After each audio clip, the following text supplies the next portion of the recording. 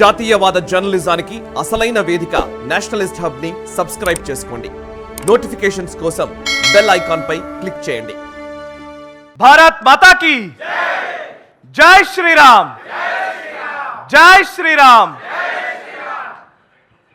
మొన్ననే మనం అద్భుతమైన అయోధ్యలో భవ్యమైన దివ్యమైన రామ మందిర నిర్మాణం జరుపుకొని ఆ ప్రాణ ప్రతిష్ఠా కార్యక్రమాన్ని వీక్షించి ఆ లైవ్లో కంటతడి పెట్టిన వాళ్ళు, మన జీవితకాలంలో అట్లాంటి ఒక సన్నివేశాన్ని మనము చూస్తామా అని అనుకున్న వాళ్ళు కోట్లాది మంది, లక్షలాది మంది, వేలాది మంది ఉన్నారు. చూసి తరించాము అని భావించే నెక్స్ట్ జనరేషన్ వాళ్ళు చాలామంది ఉన్నారు.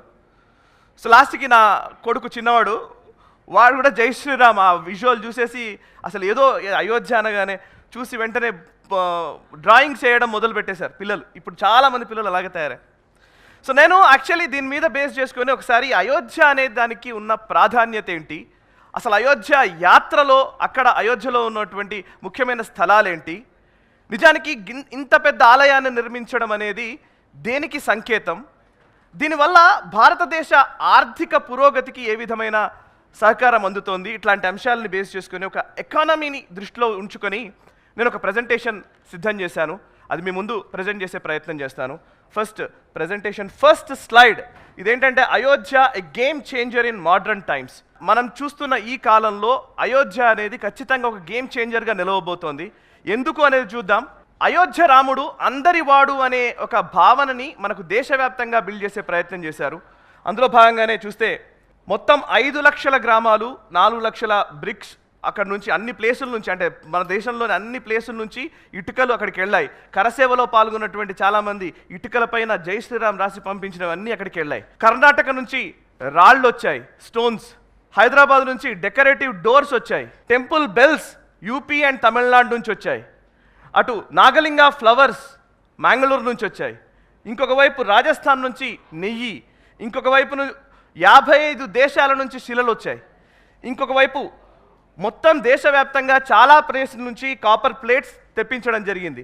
అండ్ ధ్వజస్తంభం గుజరాత్ నుంచి వచ్చింది. ఇలా అంటే ఇది కేవలం కొన్నే నేను చెప్పాను, ఇంకా దేశవ్యాప్తంగా అన్ని ప్రాంతాల నుంచి అయోధ్యకి వచ్చిన విషయం మనందరికీ తెలిసిందే. జస్ట్ ఒక సమ్మరీ చూసినట్టయితే 3500 ఆర్టిజన్స్ దీనికోసం పనిచేశారు. వాళ్ళపైన పూలు జల్లి ప్రధాని నరేంద్ర మోదీ గారు వారిని అభినందించిన విజువల్ మనకు గుర్తు ఆ రోజు. ఎందుకంటే మనం చాలా సంవత్సరాల నుంచి తాజ్మహల్ నిర్మాణానికి రాళ్ళెత్తిన కూలీలు ఎవరు అని చాలామంది కమ్యూనిస్టు భావజాలంతో కూడినటువంటి ఇవన్నీ రాసుకున్న వాళ్ళు చాలామంది ఉన్నారు. నిజానికి ఆ రాళ్ళెత్తిన వాళ్ళని అభినందించినటువంటి చరిత్ర మన కళ్ళ ముందు కనబడుతోంది.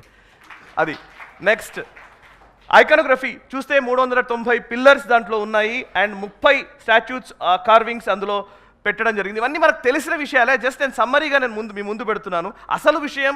అండ్ ఇంకోటి ఏంటంటే ఒక ఆలయాన్ని నిర్మించాలంటే టెక్నాలజీని ఎంత బాగా వినియోగించుకోవచ్చు అనేది అయోధ్య విషయంలో మనకు కనిపించింది. So national institute of rock mechanics వాళ్ళు ఈ స్టోన్కి సంబంధించి ఏ రాళ్లను మనం కరెక్ట్గా పెట్టాలి, కొన్ని 1000 ఏళ్ల వరకు ఉండాలంటే ఏం చేయాలనే దాని మీద వాళ్ళు వర్క్ చేశారు. నెక్స్ట్ ఐఐటి చెన్నైకి సంబంధించినటువంటి వాళ్ళు సాయిల్ టెస్టింగ్లో పాల్గొన్నారు. ఐఐటిని కూడా ఇందులో ఇన్వాల్వ్ చేసి సాయిల్ అక్కడ ఉన్న సరియు నది తీరంలో ఉన్నటువంటి ఇసుక సరిగ్గా దాన్ని అంచనా గట్టి ఇంకో 1000-2000 సంవత్సరాల వరకు ఉండే విధంగా సాయిల్ టెస్టింగ్ చేసింది ఐఐటి చెన్నై. అండ్ ఎల్ఎన్టీ వాళ్ళు కన్స్ట్రక్టింగ్ ఏజెన్సీ ఉంటే ఇంకోవైపు టాటా కన్సల్టెన్స్ ఆఫ్ ఇంజనీర్స్ వాళ్ళు దాన్ని మానిటర్ చేస్తూ వచ్చారు.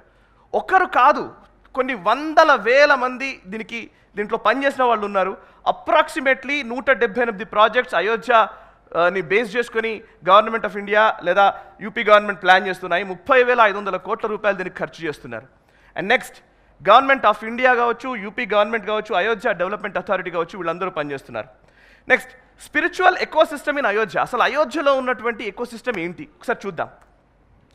ఫస్ట్ ఇది అందరికీ చాలామందికి తెలుసు, కరసేవకు వెళ్ళిన చాలామందికి తెలుసు హనుమాన్ ఘరీ మందిర్ అనేది చాలా ఫేమస్ టెంపుల్. దీని గురించి పెద్దగా నేను చెప్పాల్సిన అవసరం ఏం లేదు. Hanuman Garhi Mandir must visit temple in Ayodhya. ఇప్పుడు మనకు 21వ తేదీ చాలామంది ఇక్కడ నుంచి మన తెలంగాణ ప్రాంతం నుంచి వెళుతున్న వాళ్ళు ఉన్నారు కాబట్టి సో ఈ హనుమాన్ ఘరీ మందిర్ ఒకటి. అండ్ నాగేశ్వర్ మందిర్ అనేది అయోధ్యలోనే ఉంది. ఇదేంటంటే తనకు కుషుడు ఒకసారి సరయూ నదిలో స్నానం చేస్తూ ఉన్నప్పుడు తన కడియం ఏదో పోతే ఒక నాగకన్య తీసుకొచ్చి ఇచ్చిందంట. ఆవిడ కోసం అని చెప్పేసి, నాగకన్య కోసం అని చెప్పేసి ఈ ఆలయాన్ని నిర్మించినట్టు ఒక చరిత్ర చెబుతోంది కుషుడు నిర్మించిన ఆలయంగా నాగేశ్వరనాథ్ మందిర్. ఇక నెక్స్ట్ కనక్ భవన్ అనేది చాలామందికి తెలుసు, సోనేకా ఘర్ అంటారు దాన్ని. హనుమాన్ ఘరి సమీపంలోనే ఈ ఆలయం ఉంటుంది. నెక్స్ట్ మణిపర్వత్ అనేది, ఈ మందిరం ప్రస్తుతం పురావస్తు శాఖ వాళ్ళ అధీనంలో ఉంది. దాన్ని చాలా అద్భుతంగా ప్రిజర్వ్ చేస్తున్నారు. ఇది కూడా మణిపర్వత్ కూడా చాలా కీలకమైన ప్లేసు, అక్కడ ఖచ్చితంగా చాలామంది వెళుతూ ఉంటారు. నెక్స్ట్ చోటీ దేవకాళి మందిర్ అనేది, ఇది సీతమ్మ వారు అయోధ్యకు తొలిసారి వస్తున్నప్పుడు మిథిలా నగరం నుంచి ఆవిడ గిరిజాదేవి విగ్రహాన్ని తీసుకొచ్చుకుందని చెప్తారు. ఆవిడ కోసమని దశరథ మహారాజు ఈ గుడి కట్టించినట్టు ప్రసిద్ధి. సో ఇది ఖచ్చితంగా మనం చూడాల్సిన ప్లేస్. అండ్ రామ్కి పైడి, ఇది చాలా వరకు మనకు యూపీలో యోగి ప్రభుత్వం వచ్చిన తర్వాత ప్రతి దీపావళి సెలబ్రేషన్స్ ఇక్కడే జరుగుతాయి, సరయూ నది ఒడ్డున ఆ ఘాట్లలో. నెక్స్ట్ 15,000 మంది స్పెక్టేటర్స్ చూడడానికి వీలుగా సుమారు 18.68 కోట్లతో దీన్ని అభివృద్ధి చేశారు. మరొకవైపు సరయూ రివర్, ఈ రివర్ ఫ్రంట్కి సంబంధించి సుమారు 300 కోట్లతోటి 6 కిలోమీటర్ల మేర రివర్ ఫ్రంట్ నిర్మాణం జరిగింది. అండ్ యాత్రికుల కోసం 10 సోలార్ ఫెరీలు ఏర్పాటు చేస్తున్నట్టుగా తెలుస్తోంది అయోధ్య డెవలప్మెంట్ అథారిటీ. సూరజ్ కుండ్, ఇది సుమారు 35 కోట్లతోటి దీన్ని అభివృద్ధి చేస్తున్నారు. అండ్ సుందరీకరణ పనులు జరుగుతున్నాయి. గుప్తర్ ఘాట్, ఇది శ్రీరాముడు అవతారం చాలించిన ప్రదేశంగా ప్రసిద్ధి గుప్తర్ ఘాట్ అనేది. సో దీన్ని కూడా ఎన్ని కోట్లతో అనేది చూపిస్తాను. నెక్స్ట్ 40 కోట్లతో దీన్ని అభివృద్ధి చేస్తున్నారు. ఇదంతా అయోధ్య స్పిరిచువల్ ఎకోసిస్టమ్. భరత్ కుండ్ అనేది సుమారు 20 కిలోమీటర్ల దూరంలో అయోధ్యకు ఉంటుంది. అండ్ ఇక్కడే భరతుడు తపస్సు చేసినట్లు స్థల పురాణం చెబుతోంది. సుమారు 24 కోట్లతో దీన్ని అభివృద్ధి చేస్తూ ఉన్నారు. ఇక అయోధ్యలో ఉన్నటువంటి ఫేమస్ ఘాట్లు, కుండ్స్ ఇవన్నీ చూస్తే అయితే రాజ్ ఘాట్, రామ్ ఘాట్, లక్ష్మణ్ ఘాట్, తులసి ఘాట్, నయా ఘాట్, స్వర్గద్వార్ ఘాట్, జానకి ఘాట్, విద్యాకుండ్ ఇవన్నీ చాలా ఉన్నాయి ఇంకా. సో సుమారు 108 పాండ్స్ అక్కడ ఉన్నట్టుగా తెలుస్తోంది. అండ్ నెక్స్ట్ ఇది చాలా ఇంపార్టెంట్ విషయము. సో ఇది క్వీన్ హియో మెమోరియల్ పార్క్ అనేది. సో నరేంద్ర మోదీ గారు అందుకే స్పెషల్. ఎందుకు నరేంద్ర మోదీ గారు స్పెషల్ అంటే, అయోధ్య అనగానే అయోధ్య గురించి మనం ఓన్లీ ఆధ్యాత్మిక ధోరణిలో లేకపోతే మన హిందుత్వ దాంతో మనం చూస్తాం కదా, ఆయన అక్కడికే వదిలిపెట్టలే. ఆయన ఒకసారి కొరియా వెళ్ళారు. కొరియా వెళ్ళినప్పుడు అక్కడ కొరియాలో మన భారతదేశపు సంస్కృతిని ప్రపంచ దేశాలకు వ్యాప్తి చేయడం నరేంద్ర మోదీ గారి స్పెషాలిటీ కదా. సో ఆయన బయటకు వెళ్ళినప్పుడు యువరాణి సూరిరత్న అనే ఒక ఆవిడ యువరాణి, ఆమె అయోధ్య నుంచి ఎప్పుడో చాలా సంవత్సరాల క్రితం కొరియాకు వెళ్ళిందంట. అక్కడ స్థిరపడి అక్కడ ఆవిడ అక్కడి రాజుని పెళ్లి చేసుకుని ఆమె పేరు హ్యూ హ్వాంగ్ అని మార్చుకుందంట. సో ఆవిడ పేరు మీద ఒక మెమోరియల్ పార్క్ నిర్మించాలనుకున్నారు అయోధ్యలో. సో అంటే చూడండి, మనము ద్వైపాక్షిక సంబంధాలకు కూడా అయోధ్యని కనెక్ట్ చేయడం. సో అప్పుడేమైందంటే నెక్స్ట్ 2015లో నరేంద్ర మోదీ గారు దక్షిణ కొరియా పర్యటనలో వెళ్ళినప్పుడు ఆ దేశ ప్రధానితో ఒక ఒప్పందం చేసుకున్నారు. ఆ ఒప్పందం ప్రకారం అయోధ్యలో ఇది డెవలప్ చేస్తున్నారు. కొరియాని, భారత్ని, అయోధ్యని జోడించడం, దట్ ఈస్ ద బ్యూటీ. సుమారు దీన్ని 21 కోట్లతో హ్యూ మెమోరియల్ పార్క్ చేస్తున్నట్టుగా తెలుస్తోంది. అది రెండింటికి సంబంధించినటువంటి విషయం. అండ్ ఇక ఇన్ఫ్రాస్ట్రక్చర్ డెవలప్మెంట్ అయోధ్యకు సంబంధించి జరుగుతున్నది. మహర్షి వాల్మీకి ఇంటర్నేషనల్ ఎయిర్పోర్ట్, ఇది సుమారు 330 కోట్లతోటి దీన్ని డెవలప్ చేస్తున్నారు. అయోధ్య ధామ్ ఇంటర్నేషనల్ బస్ స్టేషన్ సుమారు 400 కోట్లతో డెవలప్ చేస్తున్నారు. అయోధ్య ధామ్ రైల్వే స్టేషన్ చూడండి, అసలు రాముల వారి ప్రతిమలతో ఎంత అద్భుతమైనటువంటి రైల్వే స్టేషన్ నిర్మాణమైందో. సుమారు 240 కోట్లతో దీన్ని నిర్మిస్తున్న పరిస్థితి. ఇది చాలా కీలకమైంది. అయోధ్యకు సంబంధించి ఒక చుట్టూత 84 కోసి అంటారు. మీరు అయోధ్యకు సంబంధించి ఆ యూపీలో చాలామంది, యూపీ ఆ పక్కనున్న రాష్ట్రాల నుంచి చాలామంది కూడా అయోధ్య పరిక్రమగా చేస్తారు. 84 కోసి పరిక్రమ మార్గ్, ఇది 4200 కోట్లతోటి బడ్జెట్ తోటి దీన్ని డెవలప్ చేస్తున్నట్టుగా తెలుస్తోంది. అందులో అప్రాక్సిమేట్లీ 275 కిలోమీటర్లు దీనికి పరిక్రమ మార్గ్ కోసం కేటాయిస్తున్నారు. And connecting with 51 religious destinations మధ్యలో ఉంటాయి. ఆధ్యాత్మిక క్షేత్రాలు 51. ఇది 5 జిల్లాలు, బస్తీ, అయోధ్య, అంబేద్కర్ నగర్, బారాబంకీ అండ్ గోండా, ఈ 5 జిల్లాలకు సంబంధించినటువంటి 5 జిల్లాల గుండా ఇది వెళ్తున్నట్టుగా తెలుస్తోంది. ఇక 1 second, is Modi wasting money on temples? ఇప్పటిదాకా నేను చాలా చెప్పాను కదా, వేలాది కోట్ల రూపాయలు అయోధ్య కోసం ఖర్చు చేస్తున్నారు. అయోధ్య చుట్టుపక్కల ఉన్నటువంటి ప్రాంతాలను డెవలప్ చేస్తున్నారు. అయోధ్యకి వెళ్ళడానికి, రావడానికి ఇన్ఫ్రాస్ట్రక్చర్ కావచ్చు, ట్రావెల్ కోసం కావచ్చు, అన్నిటి చేస్తున్నారు కదా. Is Modi wasting money on temples? Do you think so? No, not at all. మనము మాట్లాడితే ఎట్లా, మనమందరం జాతీయవాదులం కాబట్టి మనం చెప్తే దాన్ని వేరేలాగా తీసుకుంటారు కావచ్చు. But next slide. Al Jazeera వాడు చెప్తున్నాడు, నేను కాదు. అల్ జజీరా కావాలని అది ఆ ఒక్క క్లిప్పింగ్ నేను పెట్టాను, ఎందుకంటే అల్ జజీరా అనేది వి ఆల్ నో అది ఎట్లాంటి వాతావరణాన్ని క్రియేట్ చేయాలనుకుంటుందో. Al Jazeera says that better future India's Ayodhya sees business boom with Ram temple launch అని వాళ్ళు ఒక స్టోరీ రాశారు. ఆ స్టోరీలో ఏంటంటే డిఫరెంట్ సెక్టర్స్కి సంబంధించినటువంటి ప్రజలతోటి వాళ్ళు మాట్లాడి కొన్ని ఇంటర్వ్యూస్ తీసుకొని వాళ్ళ అభిప్రాయాల్ని రిపోర్ట్ చేశారు. అందులో ఒకటి ఏంటంటే ఇక్కడ చూడొచ్చు మీరు, కమల్ కౌశల్ అనే వ్యక్తి అక్కడ ఒక ఏదో యుటెన్సిల్స్ కొన్ని పరికరాలు అమ్ముకునేటువంటి ఒక చిన్న షాపు. ఆయన చెప్పిన మాట ఏంటంటే అయోధ్య కారిడార్కి ముందు సంవత్సరానికి నేను ఒక లక్ష రూపాయల వర్త్ వరకు నేను అమ్మగలిగితే ఇప్పుడు అయోధ్య కారిడార్ డెవలప్ అవుతున్న టైంలో ఇప్పుడు 3 లక్షల వరకు చేయగలుగుతున్నానని ఆయన చెప్పాడు. అంటే బిజినెస్ డెవలప్మెంట్ గురించి వీళ్ళు రాశారు. ఇంకొక విషయం ఏంటంటే యూనివర్సిటీ ఆఫ్ లక్నో వైస్ ఛాన్సలర్తో వాళ్ళు ఒక బైట్ తీసుకున్నారు అల్ జజీరా. ఆయన చెప్తున్నది ఏంటంటే యూపీకి సంబంధించి ఎకానమీ విషయంలో ఈ అయోధ్య డెవలప్మెంట్ వల్ల 14.3% జీడిపి ఉంటే యూపీకి ఇప్పుడు 19% జీడిపికి అయోధ్య వల్ల రాబోతుందంట. Just because of Ayodhya development 4.5% GDP పెరుగుతోంది యూపీకి సంబంధించి, రాష్ట్రానికి సంబంధించి. నెక్స్ట్, అండ్ విశాల్ సింగ్ అనే ఒక వ్యక్తి, ఆయన అయోధ్య డెవలప్మెంట్ అథారిటీకి సంబంధించినటువంటి వైస్ చైర్మన్. ఆయన చెప్పింది ఏంటంటే ఇంతకు ముందంతా కూడా మనం చాలాసార్లు మాట్లాడుతూ ఉంటాం, పల్లెటూళ్ళ నుంచి పట్టణాలకు వలసలు పెరిగిపోతున్నాయి, ఉపాధి కోసం వెళ్ళిపోతున్నారని. ఇప్పుడు రివర్స్ జరుగుతోంది, రివర్స్ మైగ్రేషన్ జరుగుతోంది. అయోధ్య చుట్టుపక్కల ప్రాంతాల్లోకి బయట ఎక్కడో స్థిరపడ్డ వాళ్ళు అనేక మంది, లక్షలాది మంది రిటర్న్ అయోధ్యకు వస్తున్నారు. రివర్స్ మైగ్రేషన్ జరుగుతుందనేది ఆయన చెప్తున్నమాట. ఇక మరొక వైపు స్పిరిచువల్ టూరిజం, ఈ ట్రావెల్ కంపెనీస్ ఏం చెప్తున్నాయనేది ఒకసారి నేను చెప్తాను. ట్రావెల్ కంపెనీస్ ఓన్లీ అయోధ్య గురించి చెప్తున్నమాట. మేక్ మై ట్రిప్ మనందరికీ తెలిసిందే. Make my trip CEO Rajesh చెప్తున్న మాట ఏంటంటే సుమారు 5x అంటే 5 రెట్లు 4 రెట్లు ఈరోజు అయోధ్య గురించి సెర్చ్ పెరిగింది. మేక్ మై ట్రిప్ వాడిచ్చిన నంబర్ ఇది. నెక్స్ట్, అండ్ గౌరవ్ పట్వారి అనే వ్యక్తి క్లియర్ ట్రిప్కి సంబంధించినటువంటి VP వైస్ ప్రెసిడెంట్, ఆయన ఇచ్చింది ఏంటంటే 6% క్లియర్ ట్రిప్లో సెర్చ్ పెరిగిందంట అయోధ్యకు సంబంధించి. నెక్స్ట్, అండ్ థామస్ కుక్కి సంబంధించినటువంటి వ్యక్తి రాజీవ్ కాలే అనే వ్యక్తి ప్రెసిడెంట్, ఆయన ఆ కంపెనీకి సంబంధించి, ఆయన చెప్తున్నది ఏంటంటే 300% ఇంక్రీజ్ కనబడుతుంది ఓన్లీ బేస్డ్ ఆన్ అయోధ్య. అది కూడా యూపీలో చాలా ప్రాంతాలు ఉన్నాయి, బట్ అయోధ్యను బేస్ చేసుకొని పెరిగిందని ట్రావెల్ కంపెనీస్ చెప్తున్నమాట. అంటే ట్రావెల్ పెరుగుతోంది అక్కడికి వెళ్ళేవాళ్ళు. ఈ స్లైడ్కి ఎందుకు చెప్పానంటే నేను నెక్స్ట్ స్లైడ్లో కనిపిస్తుంది. ధ్రువ్ శృంగి అనే వ్యక్తి చెప్తున్నమాట యాత్రకు సంబంధించి 70% సర్చ్ బుకింగ్లో పెరుగుతోందని. So let's look in to few data points. ఎలాగంటే ఇప్పటిదాకా నేను ట్రావెల్ కంపెనీస్ చెప్పాను, ఇన్ఫ్రాస్ట్రక్చర్ డెవలప్మెంట్ చెప్పాను, స్పిరిచువల్ ఎకోసిస్టమ్ గురించి చెప్పాను. ఇప్పుడు అసలు ఇవన్నీ ఎందుకు డెవలప్ అవుతున్నాయి అని అంటే నంబర్స్ కొన్ని మీకు చూపించే ప్రయత్నం చేస్తాను. టూరిస్ట్ వర్సెస్ యాత్రిక్స్. భారతదేశంలో పర్యాటకులు కాదు, యాత్రికులు ఉంటారు. మనం యాత్ర చేయడం అనేది ఈరోజు మొదలైంది కాదు, కొన్ని వందల వేల సంవత్సరాల నుంచి మనకు జరుగుతున్నదే. సో టూరిస్ట్ వర్సెస్ యాత్రిక్స్ నంబర్స్ చూస్తే 2022 సంవత్సరంలో గోవా, JNK, అస్సాం, ముంబై, కేరళ ఇట్లాంటి అన్నీ కూడా టూరిస్ట్ డెస్టినేషన్స్ కదా, వీటిని తలదన్నే విధంగా మన యాత్రా స్థలాలకి ఎంతమంది జనాలు వెళుతున్నారు చూడండి. కాశీకి 13 కోట్ల మంది, అండ్ అయోధ్యకి 2.2 కోట్ల మంది, Vaishno Devi 0.9 crores, and Tirumala 2.37 crores, Ujjain 3 కోట్లు. ఓకే, మిగతా అన్నీ కూడా చూడొచ్చు మీరు. ఈ టూరిస్ట్ డెస్టినేషన్స్తో పోల్చితే యాత్రా స్థలాల్లోనే ఎక్కువ మంది జనాలు పెడుతున్నారు. So that is the reason temple economy గురించి మనం మాట్లాడబోతున్నాం. స్పిరిచువల్ టూరిజంలోనే యాత్రిక్స్, ఇప్పుడు మనం ఉజ్జయిని మహాకాల్ కారిడార్ దాన్ని అద్భుతంగా డెవలప్ చేసుకున్నాము, కాశీ డెవలప్ చేసుకున్నాం, ఇప్పుడు Ayodhya నిర్మితమైంది.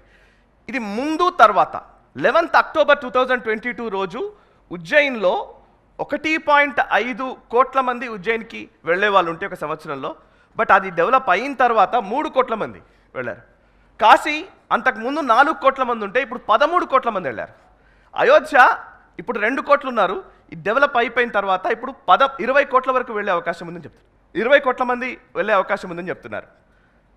And next, NSSO national sample survey office అనేది వాళ్ళు ఇచ్చినటువంటి ఒక ఎస్టిమేషన్స్ ఏంటంటే చాలా కీలకమైన numbers. Temple economy is worth 3.02 lakh crores or about $40 billion in India. So and next 2.32% of Bharats total GDP temple నుంచి వస్తుంది, కేవలం ఆలయాల బేస్ చేసుకొని వస్తున్నటువంటి GDP. అండ్ నెక్స్ట్, ఇది కేవలం ఈ మధ్య కాలంలో డెవలప్ అయిన సందర్భంలో విపరీతంగా పెరిగింది అని చెప్పడానికి. అండ్ మొత్తం central government total revenue 19,34 crores approximately ఉంటాయి 22-23కి.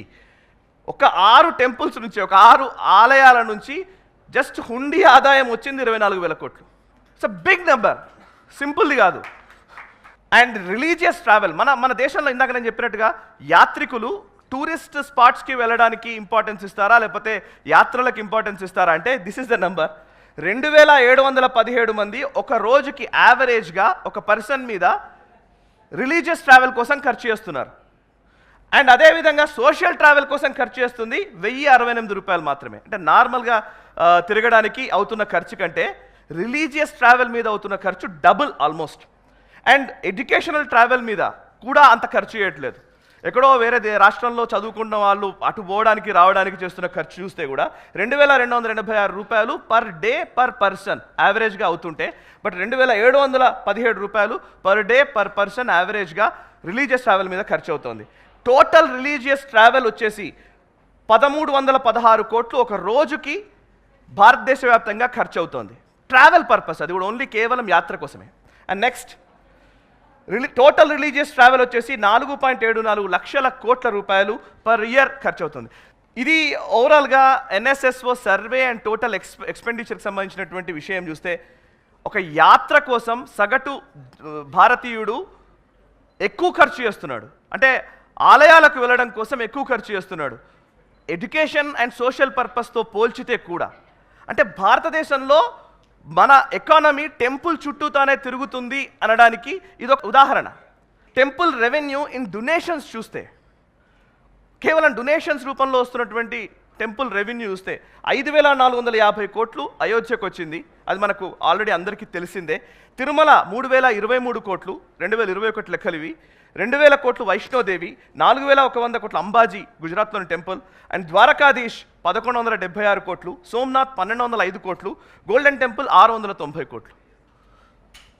టెంపుల్ ఎకనామిక్స్లో ఒక కుంభమేళా యూపీలో 1.2 లక్షల కోట్ల రూపాయలని గవర్నమెంట్కి ఆదాయ రూపంలో తీసుకొచ్చిందంట. Next Tirupati temple richer than Wipro, Nestle, ONGC and Indian Oil. ఇది యాక్చువల్లీ నేను నిజంగా ఒక రకంగా ఈ స్టోరీని నేను కావాలని దాన్ని ఎందుకు పెట్టానంటే వీటితో కంపేర్ కూడా చేయకూడదు అసలు. బేసికల్లీ ఆ స్టోరీ నాకు కరెక్ట్ కాదనిపించింది, బట్ స్టిల్ ఎందుకు పెట్టాను అని అంటే, ఇప్పుడు మనం మాట్లాడుతున్న ఇండస్ట్రీ డెవలప్మెంట్, మనం పెద్ద పెద్ద ఐటీ కంపెనీల గురించి, ఇండస్ట్రీస్ గురించి మాట్లాడేది ఎందుకు, ఉపాధి అవకాశాలు పెరుగుతాయని కదా. ఉపాధి అవకాశాలు ఇస్తారు అనే ఉద్దేశంతో రెడ్ కార్పెట్ వేసి మనం వెల్కమ్ చెప్తున్నాం కదా ఇన్వెస్ట్మెంట్స్కి. బట్ ఒక టెంపుల్ని బేస్ చేసుకొని వీటన్నిటికంటే ఎక్కువ మందికి ఉపాధి వస్తుంది అనడం కోసం ఇది నేను స్లైడ్గా పెట్టుకున్నాను.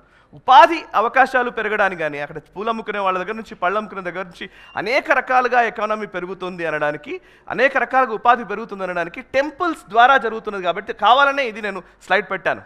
సో నిజానికి వర్త్ కూడా వాటి టెంపుల్స్ వర్త్ కూడా ఆయా కంపెనీల కంటే ఎక్కువే. సార్ మీకు ఎక్కువగా శ్రీనివాస్ గారికి తెలుసు ఈ ఇన్వెస్ట్మెంట్స్ వీటి గురించి.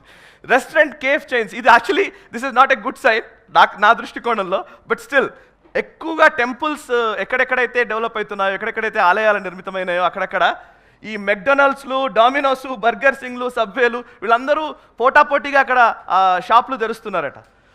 సో ఎందుకంటే జనాలు అక్కడికి వెళ్తున్నారు కాబట్టి అక్కడ కూడా కలుషితం చేస్తున్నారు. అది అసలు యాక్చువల్లీ అక్కర్లేదు, మనం దాన్ని అవాయిడ్ చేయాలి. అంటే మూడ్ ఆఫ్ ద నేషన్ ఎలా ఉంది అని చెప్పడం కోసమే ఇది నేను పెట్టింది. Next PM Modi to inaugurate. ఇక్కడ చాలా ఇంపార్టెంట్ ఆస్పెక్ట్ ఏంటంటే టెంపుల్ని బేస్ చేసుకొని కేవలం టెంపుల్ డెవలప్ చేసి అక్కడ ఏదో ఇన్ఫ్రాస్ట్రక్చర్ డెవలప్ చేసి వదిలేయట్లే. నరేంద్ర మోదీ గారు బ్యూటిఫుల్ థింగ్ ఏంటంటే వారు ఏం చేశారంటే కాశీ విశ్వనాథ్ కారిడార్ ఓపెన్ చేసే ముందే ఆర్గానిక్ ఫార్మింగ్కి సంబంధించి ఒక కన్వెన్షన్ నిర్వహించారు కాశీలో. సో కన్వెన్షన్ నిర్వహించి వారు చేసింది ఏంటంటే శ్రీ అన్నప్రసాదం to devotees to promote millets. అక్కడ మిల్లెట్స్ని పండించే విధంగా ఒక ఏర్పాటు చేసి అక్కడ ఫార్మర్స్కి కూడా మిల్లెట్స్ పండించే విధంగా ఒక ప్రణాళిక రచించి అది కాశీ విశ్వనాథ్ కారిడార్లో ఇంప్లిమెంట్ చేసేలాగా అన్నప్రసాదం విషయంలో చేశారు. Badri Kedar Prasad to be made from local ingredients, అక్కడే పండుతున్న వాటి గురించి చేసే విధంగా ఒక ఈవెన్ రైతులకు కూడా బెనిఫిట్ వచ్చేలాగా వాళ్ళని కూడా ఇన్వాల్వ్ చేయడం అనమాట టెంపుల్ ఎకానమీలో. అండ్ 11 టెంపుల్స్ ఉత్తరాంచల్లో ఇప్పుడు హెల్దీ అండ్ ఆర్గానిక్ ప్రసాద్ని ఇస్తున్నట్టుగా తెలుస్తుంది. అండ్ అది కూడా రూరల్ ఉమెన్ ఎవరైతే గ్రామీణ ప్రాంతాల్లో ఉన్నటువంటి మహిళలు పండించినటువంటి వాటితోటే తయారు చేసినవి. టీటీడీ కూడా ఆర్గానిక్ ఫార్మర్స్ పంచగవ్య ప్రోడక్ట్స్ని ప్రమోట్ చేస్తోంది. And one of India's richest temples goes organic with its laddus, ఇది తెలిసిందే, తిరుపతి. ఇది చాలా ఇంపార్టెంట్ ప్రోగ్రామ్. ఇది చాలా మందికి తెలియదు, మీడియాలో ఎవరు ప్రమోట్ చేయలేదు. నిజానికి కిషన్ రెడ్డి గారు దీనికి సంబంధించి కూడా ఖచ్చితంగా వారి ఆధ్వర్యంలో కూడా ఈ కార్యక్రమాలు జరుగుతున్నాయని నేను అనుకుంటున్నాను. ఎందుకంటే వారు కేంద్ర మంత్రిగా గంగా భోగ్ అని అర్ధగంగా ఇనిషియేటివ్ని నరేంద్ర మోదీ గారి ప్రభుత్వం వచ్చినాక తీసుకుంది. నమామి గంగే ప్రాజెక్టులో భాగంగా గంగా ప్రక్షాళన ఎక్కడే జరుగుతున్న టైంలో ప్రక్షాళనతో పాటు ఆ పక్కనున్న వాళ్ళకందరికీ కూడా రూరల్ ఉమెన్ మహిళలతోటి ఆర్గానిక్ ఫార్మింగ్ చేయించి దాన్ని మిల్లెట్స్ను పెంచి మిల్లెట్స్ని ఎక్స్పోర్ట్ చేసే విధంగా, అదేవిధంగా టెంపుల్స్కి ఇచ్చే విధంగా ఒక గొప్ప కార్యక్రమానికి శ్రీకారం చుట్టారు. ఆ కార్యక్రమం అద్భుతంగా జరుగుతోంది కూడా. నెక్స్ట్ అందులో అర్ధగంగాకి సంబంధించి వాట్ ఈస్ అర్ధగంగా అనేది నేను మెన్షన్ చేశాను. నెక్స్ట్ అండ్ ఇందులో 5 M's. మోదీ గారు ఎప్పుడు కూడా ఏదో ఒక నంబర్స్ ఏదో ఒకటి చెప్తారనమాట. 5 M's అంటున్నారు. అందులో ఏంటంటే మా, మందిర్, మిట్టి, మహిళా और మోటా అనాజ్, మిల్లెట్స్. ఈ 5 M's దృష్టిలో ఉంచుకొని ఒక గంగా భోగ్ అనే ఒక కార్యక్రమాన్ని వారు స్టార్ట్ చేయడం జరిగింది. నెక్స్ట్ ప్రసాద్. ఇది కిషన్ రెడ్డి గారి ఆధ్వర్యంలో కూడా నిజంగా దేశవ్యాప్తంగా కూడా చాలా ఆలయాలకు ఇది ఉపయోగకరంగా ఉన్నటువంటి scheme. Pilgrimage rejuvenation and spiritual heritage augmentation drive Prasad పేరిట నిర్వహిస్తున్నారు. ఇదేంటంటే 2014-15లో టూరిజం మినిస్ట్రీ నుంచి స్టార్ట్ అయింది. అది ఇప్పటికీ కంటిన్యూ అవుతూ వస్తోంది. నెక్స్ట్ 45 ప్రాజెక్ట్స్, సుమారు 1586 కోట్ల రూపాయలు బడ్జెట్ పెట్టినట్టుగా తెలుస్తోంది. Financial assistance to state governments and union territories. ఈరోజు మన తెలంగాణ కావచ్చు, ఆంధ్రప్రదేశ్ కావచ్చు, చాలా రాష్ట్రాల్లో కొన్ని టెంపుల్స్ని గుర్తించి వాటికి కేంద్ర ప్రభుత్వం డబ్బులు ఇచ్చి వాటిని డెవలప్ చేపిస్తోంది. అర్నింగ్స్ ఇది చూస్తే రిలీజియస్ టూరిజం విషయంలో టూరిజం మినిస్ట్రీ నుంచి వచ్చినటువంటి డేటాను బేస్ చేసుకుని నేను ఈ స్లైడ్ రెడీ చేశాను. సుమారు 2021కి తో పోలిస్తే 22కి ఎంత గ్రోత్ ఉందో చూడండి. రిలీజియస్ టూరిజం విషయంలో వచ్చినటువంటి అర్నింగ్స్ 65,070 కోట్లు 2021లో వస్తే 2022లో 134,543 కోట్లు రిలీజియస్ టూరిజం ద్వారా వచ్చినట్టుగా తెలుస్తోంది. నెక్స్ట్ డొమెస్టిక్ పిల్గ్రిమ్స్, ఫారిన్ టూరిస్టులు ఎంతమంది భారతదేశానికి వస్తున్న వాళ్ళు కనబడుతున్నారని చూస్తే 2021లో 677 మిలియన్లు వస్తే 2022లో 1433 మిలియన్ల మంది డొమెస్టిక్ పిల్గ్రిమ్స్ వచ్చినట్టుగా తెలుస్తోంది. ఫారిన్ టూరిస్టులు 1.05 అయితే 6.64 మిలియన్స్ ఫారిన్ టూరిస్టులు వచ్చారు. కిషన్ రెడ్డి గారే దీనికి మంత్రిగా ఉన్నారు. ఈ లాస్ట్ 1 ఇయర్లో టూరిజం ఎంత వేగంగా విస్తరిస్తోంది, ఎంత వేగంగా అభివృద్ధి చెందుతుంది అనడానికి ఈ గణాంకాలు నిజంగా ఉదాహరణ. Let's give a big round of applause to sir. Next spiritual tourism on the rise post the pandemic. మొన్న కరోనా తర్వాత విపరీతంగా పెరిగింది అని చాలా స్టోరీస్ ఉన్నాయి. ఇది బర్నాల్ స్లైడ్ అని పెట్టాను నేను కావాలనే. బర్నాల్ స్లైడ్ ఫర్ కామ్రేడ్స్ అని పెట్టాను. ఎందుకు బర్నాల్ స్లైడ్ అంటే డెఫినెట్లీ ఇప్పుడు చాలామంది చాలా సంవత్సరాలుగా ఈ కమ్యూనిస్టులు కానీ వీళ్ళందరూ ఏం ఆడుతూ వస్తారంటే ఈ ఆలయాలకు డబ్బులు వేస్ట్ చేస్తున్నారు, ఈ శివలింగం మీద పాలు పోస్తే ఏమొస్తుంది, ఇట్లాంటి అన్ని వాదనలు వినిపిస్తూ ఉంటారు కదా. సో అందులో ఇప్పుడు కొత్త విషయం ఏంటంటే ఇందులో విపుల్ ప్రకాష్ అనే వ్యక్తి మేక్ మై ట్రిప్కి సంబంధించి చీఫ్ ఆపరేటింగ్ ఆఫీసర్ చెప్తున్నాడు, beat Kedarnath or Phuktal monastery trek travellers are seeking off beat spiritual experiences. జనాలు ఎలా ఆలోచిస్తున్నారనడానికి మూడ్ ఆఫ్ ద నేషన్ ఇది. నెక్స్ట్ ఆయన ఇంకొక ట్రావెల్ ఏజెన్సీకి సంబంధించినటువంటి వ్యక్తి చెప్తున్నది ఏంటంటే this sector has been growing rapidly with the younger consumer being highly interested in these tours. నిజానికి ముసలి వాళ్ళు మాత్రమే ఏదో జీవిత చర్మాంకంలో యాత్రలకు పోతారనేది కాదు. ఈరోజు యంగ్స్టర్స్ ఆలయాలకు వెళుతున్నారు, యాత్రలు చేస్తున్నారు. ఇంకొకటి ఇక్కడ రాశారు, travelling to spiritual destination is no longer perceived as the retired communities activity. Retired community చేసే యాక్టివిటీగా చూడట్లేదు జనాలు. యంగ్స్టర్స్ యాత్రలకు వెళుతున్నారు, ఆలయాలకు వెళ్తున్నారు స్పెషల్లీ. ఇది లాస్ట్ కొన్ని సంవత్సరాల నుంచే మొదలైనటువంటి ట్రెండ్. అండ్ యాత్రకు సంబంధించిన వాళ్ళు కూడా అదే చెప్తున్నారు. ఎన్ఆర్ఐ కస్టమర్స్ కూడా మన రిలీజియస్ ప్లేసెస్ చూడడానికి ఇష్టపడుతున్నారని. ఇందాక మనం నంబర్స్ చూసాం ఎంతమంది వచ్చారనేది. 1 సెకండ్. బిఫోర్ 2014 ఏంటి, బిఫోర్ మందిర్ వహీ బనాయేంగే అనే నినాదం మనం ఇస్తూ వచ్చాం. బట్ నౌ మందిర్ వహీ బన్ గయా. ఇక్కడితో ఆగలేదు. Not just in Bharat, Modi inaugurates temple in Abu Dhabi also. First time in the Gulf country ఒక టెంపుల్ ఇనాగ్రేట్ చేశాము. బంగ్లాదేశ్లో ఆలయాల్ని మనం రెనోవేట్ చేస్తున్నాము, వాటిని పునఃప్రతిష్ఠిస్తూ ఉన్నాము బంగ్లాదేశ్లో. రేపొద్దున పిఓజేకేలో శారదామాత కూడా రాబోతోంది. రేపొద్దున కాశ్మీర్లో మళ్ళీ ఆ పూర్వ వైభవం రాబోతోంది. ఆ దిశగానే అడుగులు పడతాయని కోరుకుందాం. నెక్స్ట్ మోదీ హైతో జై శ్రీరామ్.